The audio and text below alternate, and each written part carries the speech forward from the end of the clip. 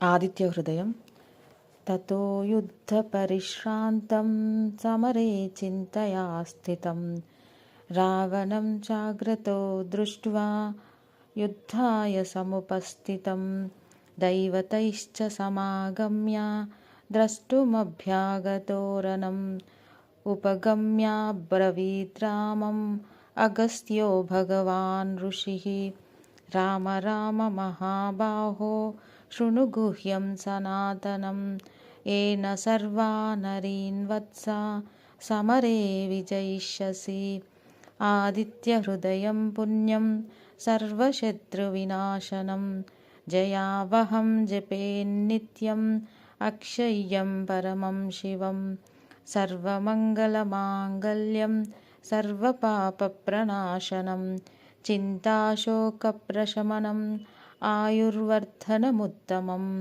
रश्मिमन्तं समुद्यन्तं देवासुरनमस्कृतं पूजयस्व विवस्वन्तं भास्करं भुवनेश्वरं सर्वदेवात्मको ह्येष तेजस्वी रश्मिभावनः एष देवासुरगणान् लोकान् पाति गभस्तिभिः एष ब्रह्माश्च विष्णुश्च शिवस्कन्दः प्रजापतिः महेन्द्रो धनदकालो यमः सोमो ह्यपाम्पतिः पितरो वसवः साध्या ह्यश्विनौ मरुतो मनुः वायुर्वह्निः प्रजाप्राणः ऋतुकर्ता प्रभाकरः आदित्यः सविता सूर्यः खगपूषा गभस्तिमान् सुवर्णसदृशो भानुः हिरण्यरेता दिवाकरः हरिदश्वः सहस्रार्चिः सप्तसप्तिर्मरीचिमान् तिमिरोन्मथनः शम्भुः त्वष्टा मार्ताण्डकोऽंशुमान् हिरण्यगर्भः शिशिरः तपनो भास्करो रविः अग्निगर्भोदिते पुत्रः शङ्खः शिशिरनाशनः व्योमनाथस्तमो भेदी ऋग्यजुःसामपारगः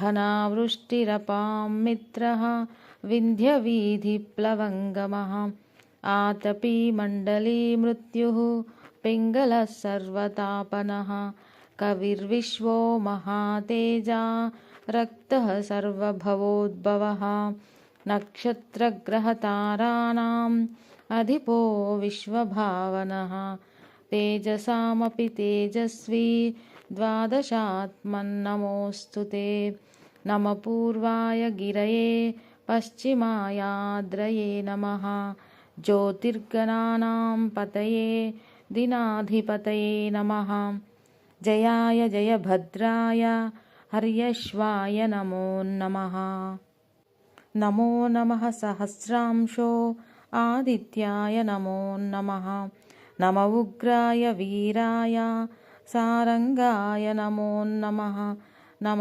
पद्मप्रबोधाय मार्ताण्डाय नमो नमः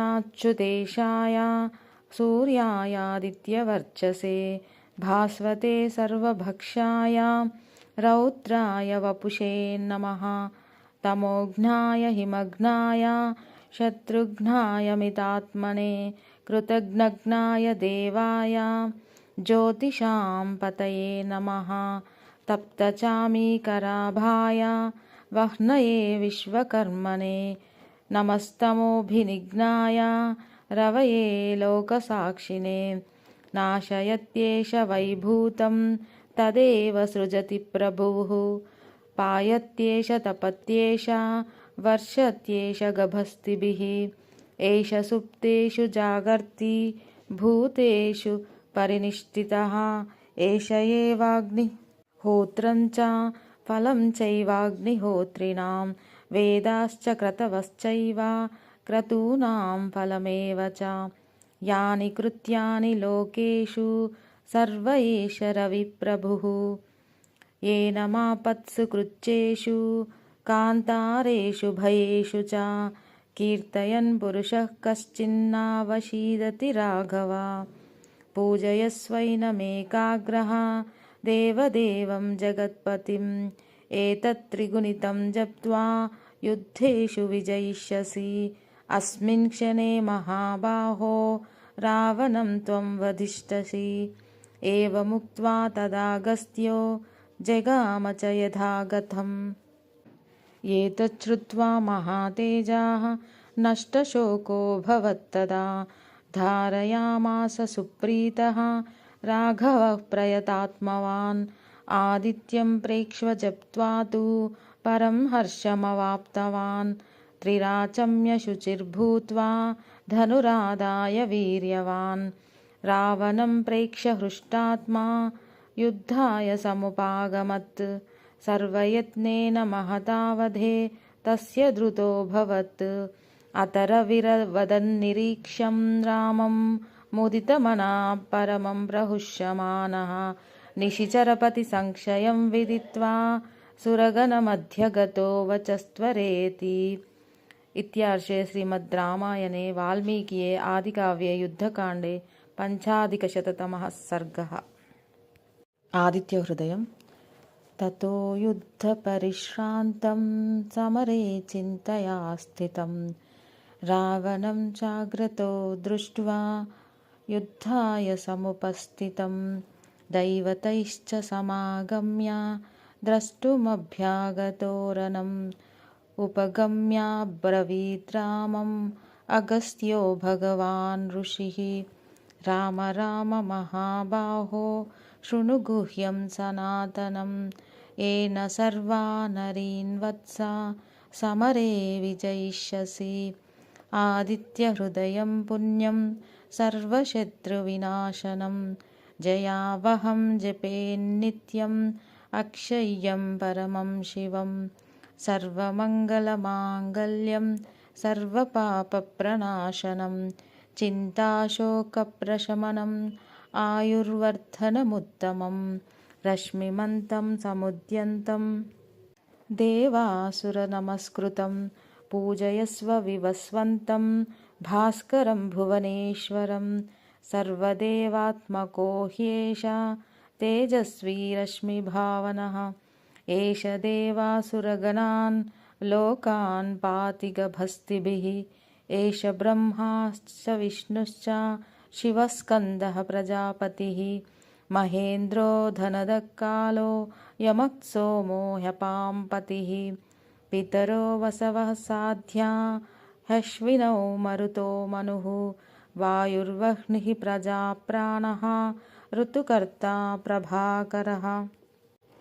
आदित्यः सविता सूर्यः खगपूषा गभस्तिमान्।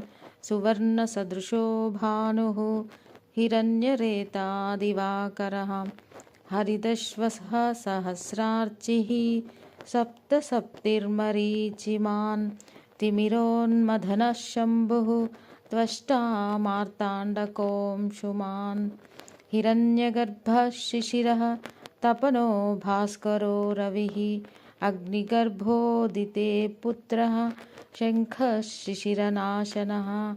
व्योमनाथस्तमो भेदी ऋग्यजुःसामपारगः। घनावृष्टिरपां मित्रः विन्ध्यवीधिप्लवङ्गमः। आतपी मण्डली मृत्युः पिङ्गलः सर्वतापनः। कविर्विश्वो महातेजा रक्तः सर्वभवोद्भवः। नक्षत्रग्रहताराणाम् अधिपो विश्वभावनः। तेजसामपि तेजस्वी द्वादशात्मन्नमोऽस्तु ते। नमः पूर्वाय गिरये पश्चिमायाद्रये नमः। ज्योतिर्गणानां पतये दिनाधिपतये नमः।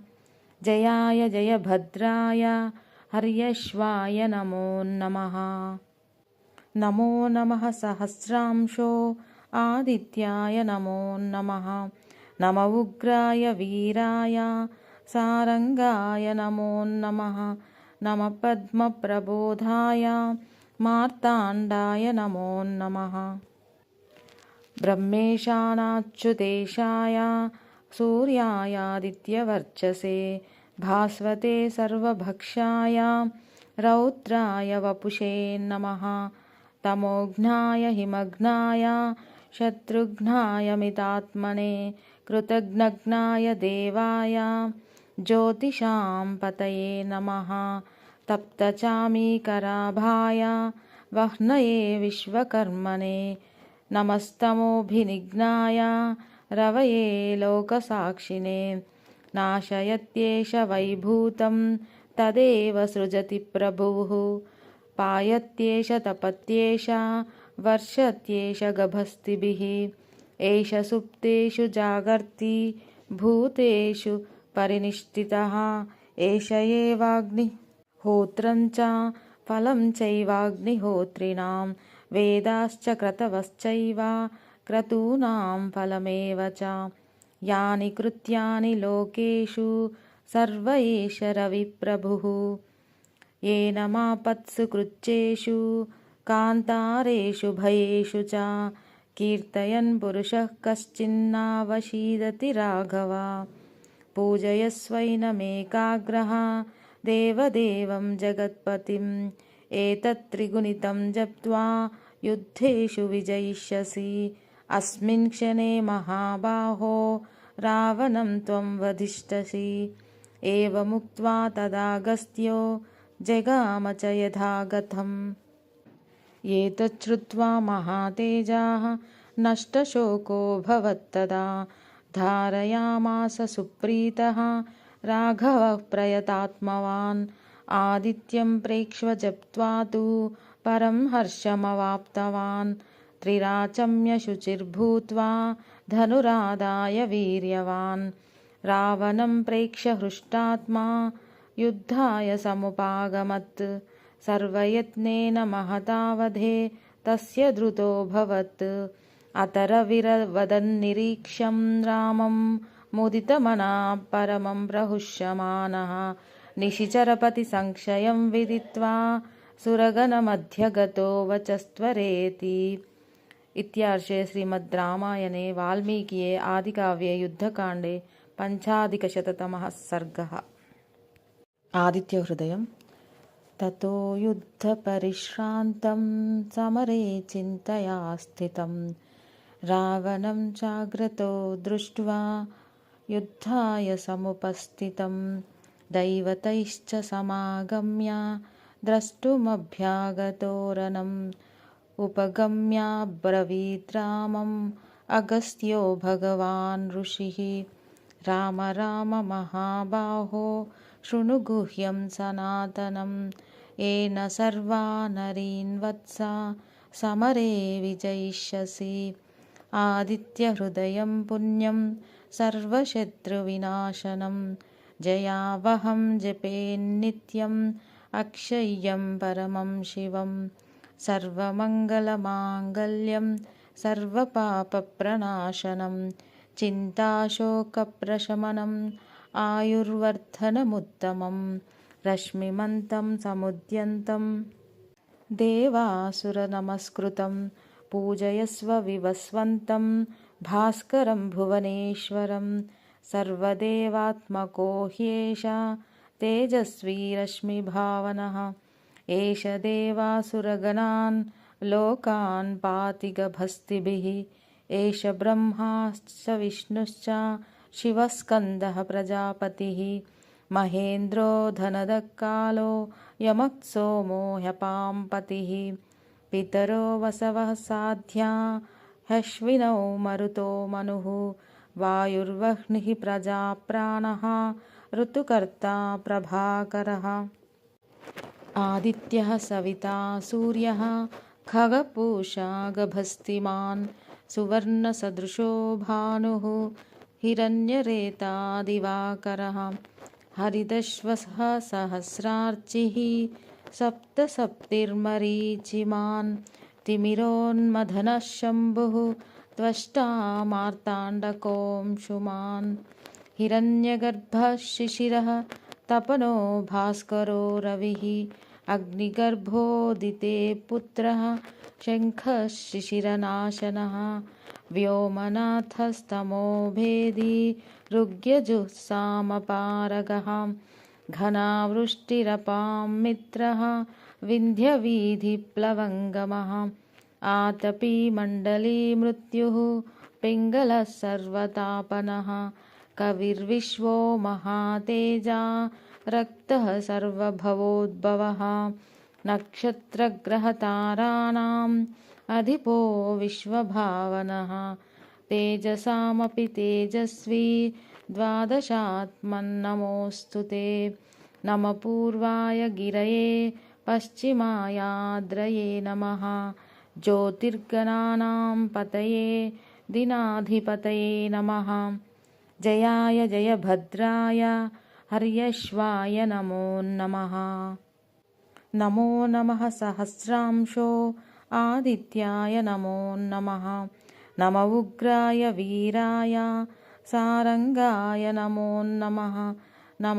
पद्मप्रबोधाय मार्ताण्डाय नमो नमः ब्रह्मेशानाच्युतेशाय सूर्यायादित्यवर्चसे भास्वते सर्वभक्षाय रौद्राय वपुषे नमः तमोघ्नाय हिमघ्नाय शत्रुघ्नाय मितात्मने कृतघ्नाय देवाय ज्योतिषां पतये नमः तप्तचामीकराभाय वह्नये विश्वकर्मणे नमस्तमोभिनिघ्नाय रवये लोकसाक्षिणे नाशयत्येष वैभूतं तदेव सृजति प्रभुः पायत्येष तपत्येष वर्षत्येष गभस्तिभिः एष सुप्तेषु जागर्ति भूतेषु परिनिष्ठितः एष एवाग्निहोत्रं च फलं चैवाग्निहोत्रिणां वेदाश्च क्रतवश्चैव क्रतूनां फलमेव च यानि कृत्यानि लोकेषु सर्व एष रविप्रभुः येन मापत्सु कृच्छ्रेषु कान्तारेषु भयेषु च कीर्तयन् पुरुषः कश्चिन्नावशीदति राघव पूजयस्वैनमेकाग्रः देवदेवं जगत्पतिम् एतत्त्रिगुणितं जप्त्वा युद्धेषु विजयिष्यसि अस्मिन् क्षणे महाबाहो रावणं त्वं वधिष्यसि एवमुक्त्वा तदागस्त्यो जगाम च यथागतम् एतच्छ्रुत्वा महातेजाः नष्टशोको भवत्तदा धारयामास सुप्रीतः राघवः प्रयतात्मवान् आदित्यं प्रेक्ष्य जप्त्वा तु परं हर्षमवाप्तवान् त्रिराचम्य शुचिर्भूत्वा धनुरादाय वीर्यवान् रावणं प्रेक्ष्य हृष्टात्मा युद्धाय समुपागमत् सर्वयत्नेन महतावधे तस्य द्रुतोऽभवत् अतरविरवदन्निरीक्ष्यं रामं मुदितमनाः परमं प्रहुष्यमानः निशिचरपतिसंशयं विदित्वा सुरगणमध्यगतो वचस्त्वरेति।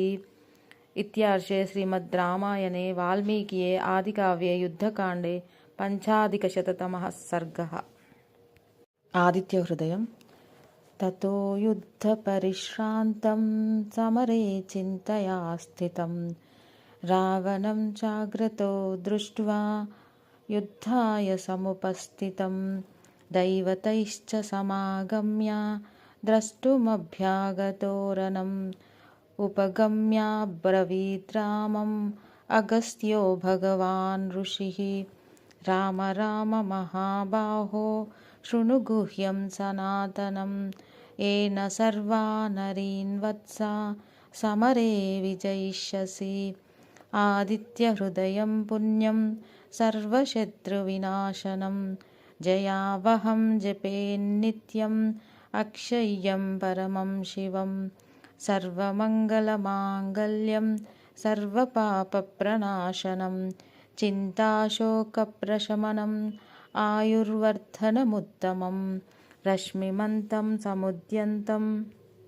देवासुरनमस्कृतं पूजयस्व विवस्वन्तं भास्करं भुवनेश्वरं सर्वदेवात्मको ह्येष तेजस्वी रश्मिभावनः एष देवासुरगणान् लोकान् पाति गभस्तिभिः एष ब्रह्माश्च विष्णुश्च शिवः स्कन्दः प्रजापतिः महेन्द्रो धनदः कालो यमः सोमो ह्यपां पतिः पितरो वसवः साध्या ह्यश्विनौ मरुतो मनुः वायुर्वह्निः प्रजाप्राणः ऋतुकर्ता प्रभाकरः आदित्यः सविता सूर्यः खगपूषा गभस्तिमान् सुवर्णसदृशो भानुः हिरण्यरेता दिवाकरः हरिदश्वः सहस्रार्चिः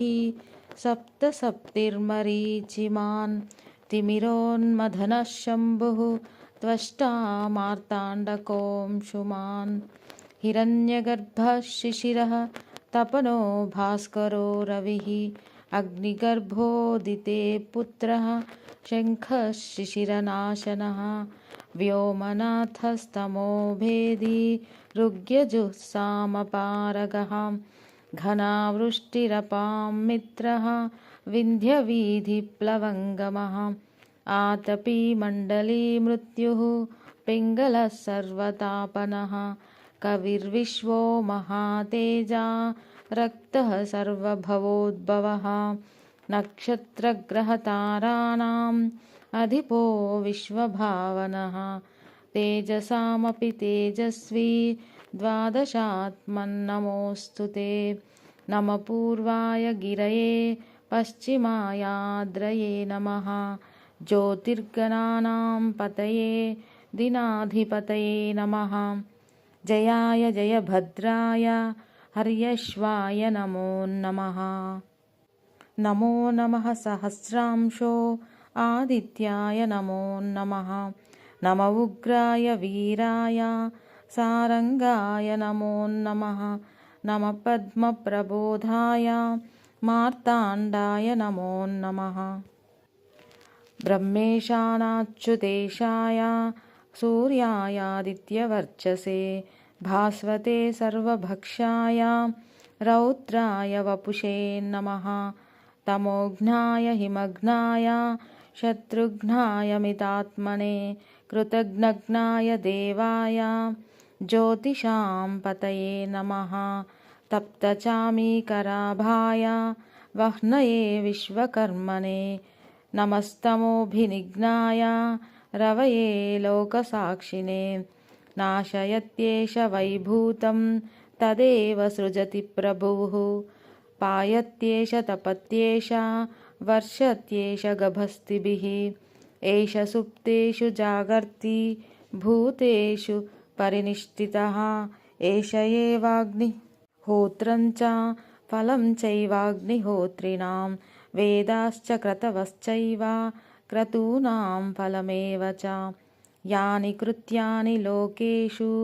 सर्व एष रविप्रभुः येन मापत्सु कृच्छ्रेषु कान्तारेषु भयेषु च कीर्तयन् पुरुषः कश्चिन्नावशीदति राघव पूजयस्वैनमेकाग्रः देवदेवं जगत्पतिम् एतत्त्रिगुणितं जप्त्वा युद्धेषु विजयिष्यसि अस्मिन् क्षणे महाबाहो रावणं त्वं वधिष्यसि एवमुक्त्वा तदागस्त्यो जगाम च यथागतम् एतच्छ्रुत्वा महातेजाः नष्टशोको भवत्तदा धारयामास सुप्रीतः राघवः प्रयतात्मवान् आदित्यं प्रेक्ष्य जप्त्वा तु परं हर्षमवाप्तवान् त्रिराचम्य शुचिर्भूत्वा धनुरादाय वीर्यवान् रावणं प्रेक्ष्य हृष्टात्मा युद्धाय समुपागमत् सर्वयत्नेन महतावधे तस्य धृतोऽभवत् अतरविरवदन्निरीक्ष्यं रामं मुदितमनः परमं प्रहुष्यमानः निशिचरपतिसंशयं विदित्वा सुरगणमध्यगतो वचस्त्वरेति। इत्यार्षे श्रीमद् रामायणे वाल्मीकिये आदिकाव्ये युद्धकाण्डे पञ्चाधिकशततमः सर्गः।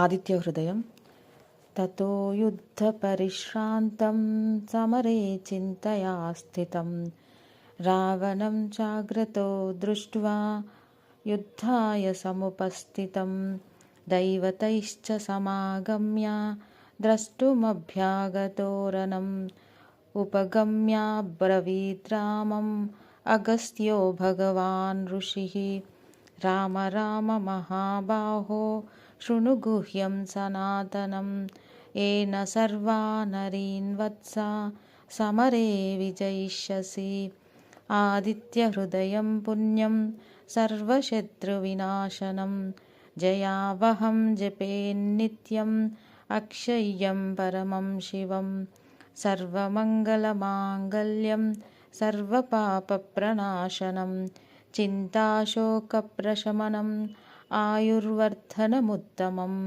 रश्मिमन्तं समुद्यन्तं देवासुरनमस्कृतं पूजयस्व विवस्वन्तं भास्करं भुवनेश्वरं सर्वदेवात्मको ह्येष तेजस्वी रश्मिभावनः एष देवासुरगणान् लोकान् पाति गभस्तिभिः एष ब्रह्माश्च विष्णुश्च शिवस्कन्दः प्रजापतिः महेन्द्रो धनदकालो यमक्सोमो ह्यपाम्पतिः पितरो वसवः साध्या ह्यश्विनौ मरुतो मनुः वायुर्वह्निः प्रजाप्राणः ऋतुकर्ता प्रभाकरः आदित्यः सविता सूर्यः खगपूषा गभस्तिमान् सुवर्णसदृशो भानुः हिरण्यरेता दिवाकरः हरिदश्वः सहस्रार्चिः सप्तसप्तिर्मरीचिमान् तिमिरोन्मथनः शम्भुः त्वष्टा मार्ताण्डकोऽंशुमान् हिरण्यगर्भः शिशिरः तपनो भास्करो रविः अग्निगर्भोदिते पुत्रः शङ्खः शिशिरनाशनः व्योमनाथस्तमो भेदी ऋग्यजुःसामपारगः घनावृष्टिरपां मित्रः विन्ध्यवीधिप्लवङ्गमः आतपी मण्डली मृत्युः पिङ्गलः सर्वतापनः कविर्विश्वो महातेजा रक्तः सर्वभवोद्भवः नक्षत्रग्रहताराणाम् अधिपो विश्वभावनः तेजसामपि तेजस्वी द्वादशात्मन्नमोऽस्तु ते नमः पूर्वाय गिरये पश्चिमायाद्रये नमः ज्योतिर्गणानां पतये दिनाधिपतये नमः जयाय जयभद्राय हर्यश्वाय नमो नमः नमो नमः सहस्रांशो आदित्याय नमो नमः नम उग्राय वीराय सारंगाय नमो नमः नमः पद्मप्रबोधाय मार्ताण्डाय नमो नमः ब्रह्मेशानाच्युतेशाय सूर्यायादित्यवर्चसे भास्वते सर्वभक्षाय रौद्राय वपुषे नमः तमोघ्नाय हिमघ्नाय शत्रुघ्नाय मितात्मने कृतघ्नघ्नाय देवाय ज्योतिषां पतये नमः तप्तचामीकराभाय वह्नये विश्वकर्मणे नमस्तमोभिनिघ्नाय रवये लोकसाक्षिणे नाशयत्येष वैभूतं तदेव सृजति प्रभुः पायत्येष तपत्येष वर्षत्येष गभस्तिभिः एष सुप्तेषु जागर्ति भूतेषु परिनिष्ठितः एष एवाग्निहोत्रं च फलं चैवाग्निहोत्रिणां वेदाश्च क्रतवश्चैव क्रतूनां फलमेव च यानि कृत्यानि लोकेषु सर्व एष रविप्रभुः येन मापत्सु कृच्छ्रेषु कान्तारेषु भयेषु च कीर्तयन् पुरुषः कश्चिन्नावशीदति राघव पूजयस्वैनमेकाग्रः देवदेवं जगत्पतिम् एतत्त्रिगुणितं जप्त्वा युद्धेषु विजयिष्यसि अस्मिन् क्षणे महाबाहो रावणं त्वं वधिष्यसि। एवमुक्त्वा तदागस्त्यो जगाम च यथागतम्। एतच्छ्रुत्वा महातेजाः नष्टशोको भवत्तदा। धारयामास सुप्रीतः राघवः प्रयतात्मवान्। आदित्यं प्रेक्ष्य जप्त्वा तु परं हर्षमवाप्तवान्। त्रिराचम्य शुचिर्भूत्वा धनुरादाय वीर्यवान्। रावणं प्रेक्ष्य हृष्टात्मा युद्धाय समुपागमत्। सर्वयत्नेन महतावधे तस्य द्रुतोऽभवत्। अतरविरवदन्निरीक्ष्यं रामं मुदितमनः परमं प्रहुष्यमानः। निशिचरपतिसंशयं विदित्वा सुरगणमध्यगतो वचस्त्वरेति। इत्यार्षे श्रीमद् रामायणे वाल्मीकिये आदिकाव्ये युद्धकाण्डे पञ्चाधिकशततमः सर्गः। आदित्यहृदयम्। ततो युद्धपरिश्रान्तं समरे चिन्तया स्थितं। रावणं चाग्रतो दृष्ट्वा युद्धाय समुपस्थितं। दैवतैश्च समागम्य द्रष्टुमभ्यागतोरनम्। उपगम्याब्रवीद् रामम् अगस्त्यो भगवान् ऋषिः। राम राम महाबाहो शृणु गुह्यं सनातनम्। येन सर्वा नरीन् वत्सा समरे विजयिष्यसि। आदित्यहृदयं पुण्यं सर्वशत्रुविनाशनं। जयावहं जपेन्नित्यम् अक्षय्यं परमं शिवम्। सर्वमङ्गलमाङ्गल्यं सर्वपापप्रणाशनं। चिन्ताशोकप्रशमनम् आयुर्वर्धनमुत्तमम्। रश्मिमन्तं समुद्यन्तं देवासुरनमस्कृतं। पूजयस्व विवस्वन्तं भास्करं भुवनेश्वरं। सर्वदेवात्मको ह्येष तेजस्वी रश्मिभावनः। एष देवासुरगणान् लोकान् पाति गभस्तिभिः। एष ब्रह्माश्च विष्णुश्च शिवस्कन्दः प्रजापतिः। महेन्द्रो धनदः कालो यमः सोमो ह्यपाम्पतिः। पितरो वसवः साध्या ह्यश्विनौ मरुतो मनुः। वायुर्वह्निः प्रजाप्राणः ऋतुकर्ता प्रभाकरः। आदित्यः सविता सूर्यः खगपूषा गभस्तिमान्। सुवर्णसदृशो भानुः हिरण्यरेता दिवाकरः। हरिदश्वः सहस्रार्चिः सप्तसप्तिर्मरीचिमान्। तिमिरोन्मथनः शम्भुः त्वष्टा मार्ताण्डकोऽंशुमान्। हिरण्यगर्भः शिशिरः तपनो भास्करो रविः। अग्निगर्भोदिते पुत्रः शङ्खः शिशिरनाशनः। व्योमनाथस्तमो भेदी ऋग्यजुःसामपारगः। घनावृष्टिरपां मित्रः विन्ध्यवीधिप्लवङ्गमः। आतपी मण्डली मृत्युः पिङ्गलः सर्वतापनः। कविर्विश्वो महातेजा रक्तः सर्वभवोद्भवः। नक्षत्रग्रहताराणाम् अधिपो विश्वभावनः।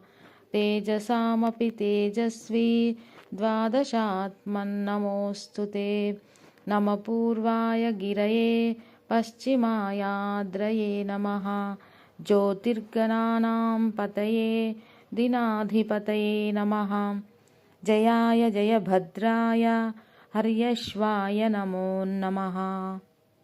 नमो नमः सहस्रांशो आदित्याय नमो नमः। नम उग्राय वीराय सारङ्गाय नमो नमः। नमः पद्मप्रबोधाय मार्ताण्डाय नमो नमः। ब्रह्मेशानाच्युतेशाय सूर्यायादित्यवर्चसे। भास्वते सर्वभक्षाय रौद्राय वपुषे नमः। तमोघ्नाय हिमघ्नाय शत्रुघ्नाय मितात्मने। कृतघ्नाय देवाय ज्योतिषां पतये नमः। तप्तचामीकराभाय वह्नये विश्वकर्मणे नमस्तमोभिनिघ्नाय रवये लोकसाक्षिणे। नाशयत्येष वैभूतं तदेव सृजति प्रभुः। पायत्येष तपत्येष वर्षत्येष गभस्तिभिः। एष सुप्तेषु जागर्ति भूतेषु परिनिष्ठितः। एष एवाग्निहोत्रं च फलं चैवाग्निहोत्रिणां। वेदाश्च क्रतवश्चैव क्रतूनां फलमेव च। यानि कृत्यानि लोकेषु सर्व एष रविप्रभुः। येन मापत्सु कृच्छ्रेषु कान्तारेषु भयेषु च। कीर्तयन् पुरुषः कश्चिन्नावशीदति राघव। पूजयस्वैनमेकाग्रः देवदेवं जगत्पतिम्। एतत्त्रिगुणितं जप्त्वा युद्धेषु विजयिष्यसि। अस्मिन् क्षणे महाबाहो रावणं त्वं वधिष्यसि। एवमुक्त्वा तदागस्त्यो जगाम च यथागतम्। एतच्छ्रुत्वा महातेजाः नष्टशोकोऽभवत्तदा। धारयामास सुप्रीतः राघवः प्रयतात्मवान्। आदित्यं प्रेक्ष्य जप्त्वा तु परं हर्षमवाप्तवान्। त्रिराचम्य शुचिर्भूत्वा धनुरादाय वीर्यवान्।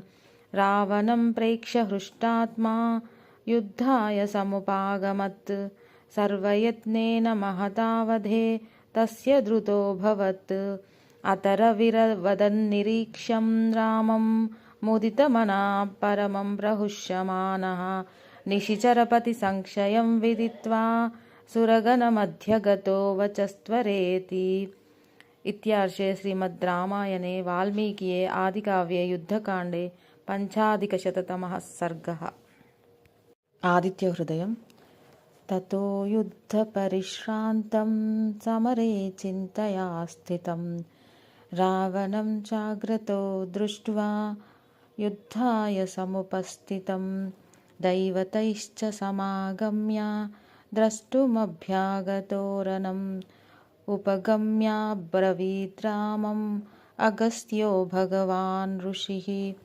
राम राम महाबाहो शृणु गुह्यं सनातनं। येन सर्वा नरीन् वत्स समरे विजयिष्यसि। आदित्यहृदयं पुण्यं सर्वशत्रुविनाशनं। जयावहं जपेन्नित्यम् अक्षय्यं परमं शिवम्। सर्वमङ्गलमाङ्गल्यं सर्वपापप्रणाशनं। चिन्ताशोकप्रशमनम् आयुर्वर्धनमुत्तमम्। रश्मिमन्तं समुद्यन्तं देवासुरनमस्कृतं। पूजयस्व विवस्वन्तं भास्करं भुवनेश्वरं। सर्वदेवात्मको ह्येष तेजस्वी रश्मिभावनः। एष देवासुरगणान् लोकान् पाति गभस्तिभिः। एष ब्रह्माश्च विष्णुश्च शिवस्कन्दः प्रजापतिः। महेन्द्रो धनदः कालो यमः सोमो ह्यपाम्पतिः। पितरो वसवः साध्या ह्यश्विनौ मरुतो मनुः। वायुर्वह्निः प्रजाप्राणः ऋतुकर्ता प्रभाकरः। आदित्यः सविता सूर्यः खगपूषा गभस्तिमान्। सुवर्णसदृशो भानुः हिरण्यरेता दिवाकरः। हरिदश्वः सहस्रार्चिः सप्तसप्तिर्मरीचिमान्। तिमिरोन्मथनः शम्भुः त्वष्टा मार्ताण्डकोऽंशुमान्। हिरण्यगर्भः शिशिरः तपनो भास्करो रविः। अग्निगर्भोदिते पुत्रः शङ्खः शिशिरनाशनः। व्योमनाथस्तमो भेदी ऋग्यजुःसामपारगः। घनावृष्टिरपां मित्रः विन्ध्यवीधिप्लवङ्गमः। आतपी मण्डली मृत्युः पिङ्गलः सर्वतापनः। कविर्विश्वो महातेजा रक्तः सर्वभवोद्भवः नक्षत्रग्रहताराणाम् अधिपो विश्वभावनः तेजसामपि तेजस्वी द्वादशात्मन्नमोऽस्तु ते नमः पूर्वाय गिरये पश्चिमायाद्रये नमः ज्योतिर्गणानां पतये दिनाधिपतये नमः जयाय जयभद्राय हर्यश्वाय नमो नमः नमो नमः सहस्रांशो आदित्याय नमो नमः नम उग्राय वीराय सारंगाय नमो नमः नम पद्मप्रबोधाय मार्ताण्डाय नमो नमः ब्रह्मेशानाच्युतेशाय सूर्यायादित्यवर्चसे भास्वते सर्वभक्षाय रौद्राय वपुषे नमः तमोघ्नाय हिमघ्नाय शत्रुघ्नाय मितात्मने कृतघ्नघ्नाय देवाय ज्योतिषां पतये नमः तप्तचामीकराभाय वह्नये विश्वकर्मणे नमस्तमोभिनिघ्नाय रवये लोकसाक्षिणे नाशयत्येष वैभूतं तदेव सृजति प्रभुः पायत्येष तपत्येष वर्षत्येष गभस्तिभिः एष सुप्तेषु जागर्ति भूतेषु परिनिष्ठितः एष एवाग्निहोत्रं च फलं चैवाग्निहोत्रिणां वेदाश्च क्रतवश्चैव क्रतूनां फलमेव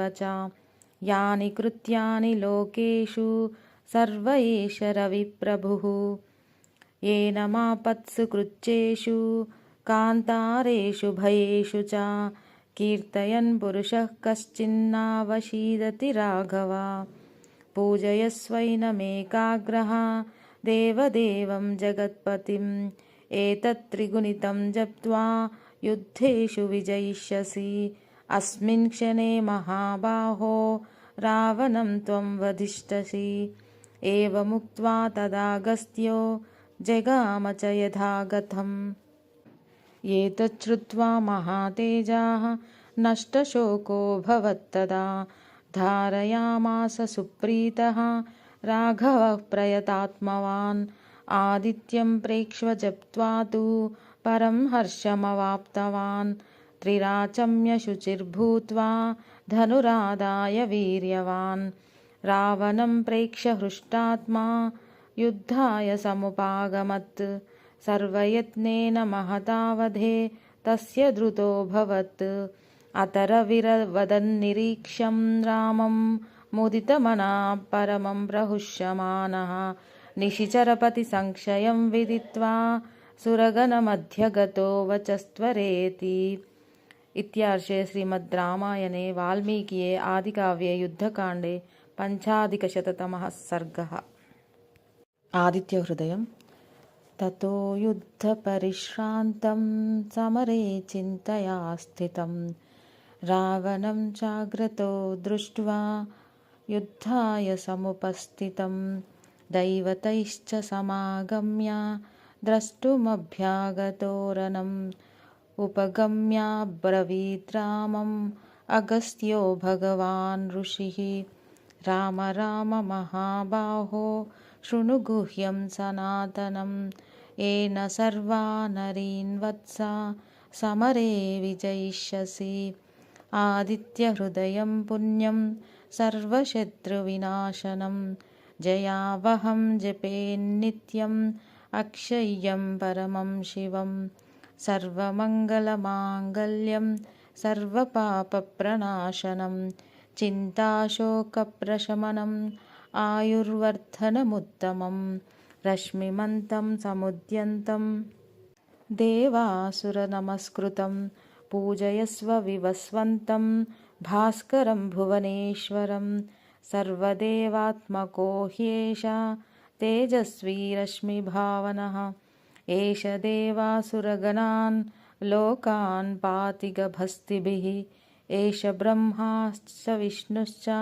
शिवस्कन्दः प्रजापतिः महेन्द्रो धनदक्कालो यमः सोमो ह्यपां पतिः पितरो वसवः साध्या ह्यश्विनौ मरुतो मनुः वायुर्वह्निः प्रजाप्राणः ऋतुकर्ता प्रभाकरः आदित्यः सविता सूर्यः खगपूषा गभस्तिमान् सुवर्णसदृशो भानुः हिरण्यरेता दिवाकरः हरिदश्वः सहस्रार्चिः सप्तसप्तिर्मरीचिमान् तिमिरोन्मथनः शम्भुः त्वष्टा मार्ताण्डकोऽंशुमान् हिरण्यगर्भः शिशिरः तपनो भास्करो रविः अग्निगर्भोदिते पुत्रः शङ्खः शिशिरनाशनः व्योमनाथस्तमो भेदी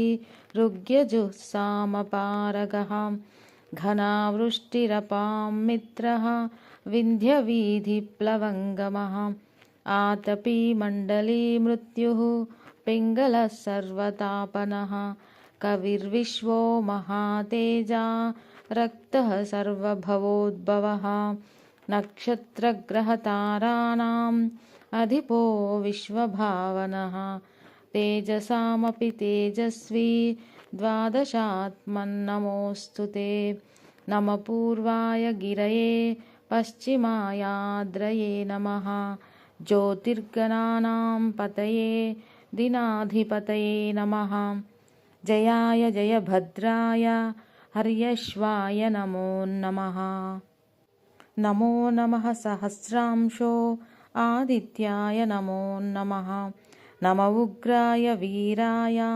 सारंगाय नमो नमः नम पद्मप्रबोधाय मार्ताण्डाय नमो नमः ब्रह्मेशानाच्युतेशाय सूर्यायादित्यवर्चसे भास्वते सर्वभक्षाय रौद्राय वपुषे नमः तमोघ्नाय हिमघ्नाय शत्रुघ्नाय मितात्मने कृतघ्नघ्नाय देवाय ज्योतिषां पतये नमः तप्तचामीकराभाय वह्नये विश्वकर्मणे नमस्तमोभिनिघ्नाय रवये लोकसाक्षिणे नाशयत्येष वैभूतं तदेव सृजति प्रभुः पायत्येष तपत्येष वर्षत्येष गभस्तिभिः एष सुप्तेषु जागर्ति भूतेषु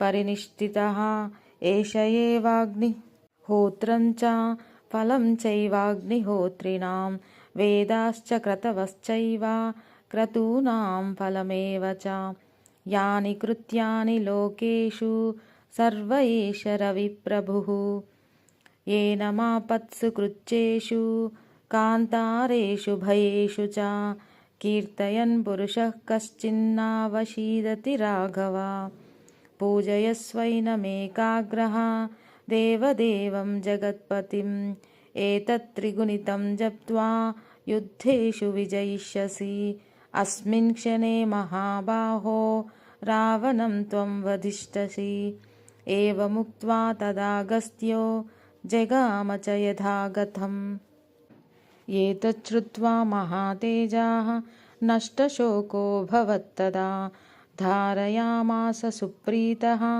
राघवः प्रयतात्मवान् आदित्यं प्रेक्ष्य जप्त्वा तु परं हर्षमवाप्तवान् त्रिराचम्य शुचिर्भूत्वा धनुरादाय वीर्यवान् रावणं प्रेक्ष्य हृष्टात्मा युद्धाय समुपागमत् सर्वयत्नेन महतावधे तस्य द्रुतोऽभवत् अतरविरवदन्निरीक्ष्यं रामं मुदितमनाः परमं प्रहुष्यमानः निशिचरपतिसंक्षयं विदित्वा सुरगणमध्यगतो वचस्त्वरेति।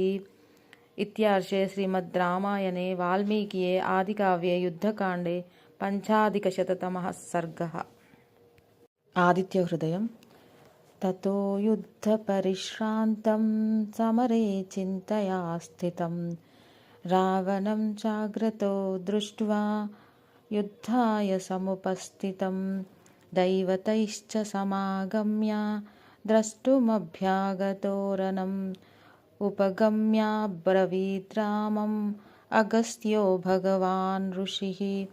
राम राम महाबाहो शृणु गुह्यं सनातनं येन सर्वा नरीन् वत्स समरे विजयिष्यसि।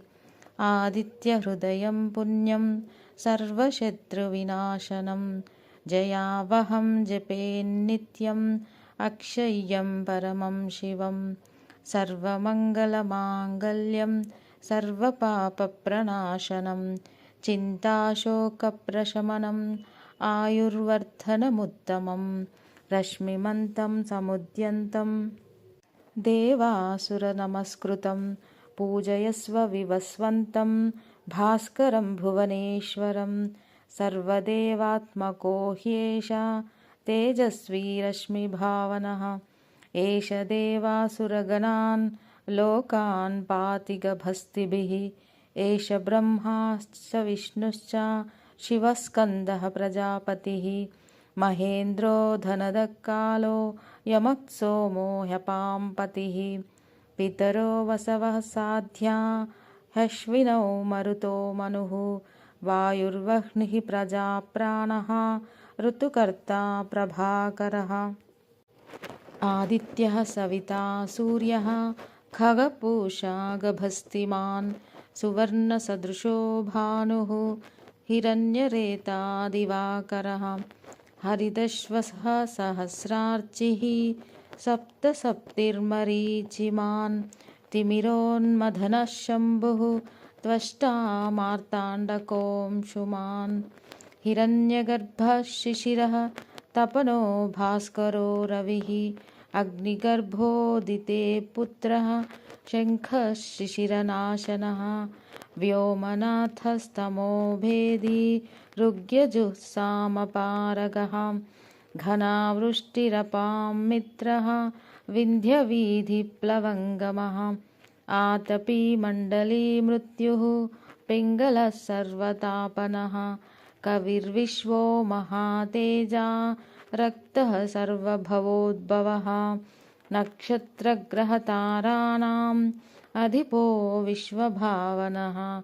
तेजसामपि तेजस्वी द्वादशात्मन्नमोऽस्तु ते। नमः पूर्वाय गिरये पश्चिमायाद्रये नमः। ज्योतिर्गणानां पतये दिनाधिपतये नमः। जयाय जयभद्राय हर्यश्वाय नमो नमः। नमो नमः सहस्रांशो आदित्याय नमो नमः। नम उग्राय वीराय सारंगाय नमो नमः। नमः पद्मप्रबोधाय मार्ताण्डाय नमो नमः। ब्रह्मेशानाच्युतेशाय सूर्यायादित्यवर्चसे भास्वते सर्वभक्षाय रौद्राय वपुषे नमः। तमोघ्नाय हिमघ्नाय शत्रुघ्नाय मितात्मने कृतघ्नाय देवाय ज्योतिषां पतये नमः। तप्तचामीकराभाय वह्नये विश्वकर्मणे नमस्तमोभिनिघ्नाय रवये लोकसाक्षिणे।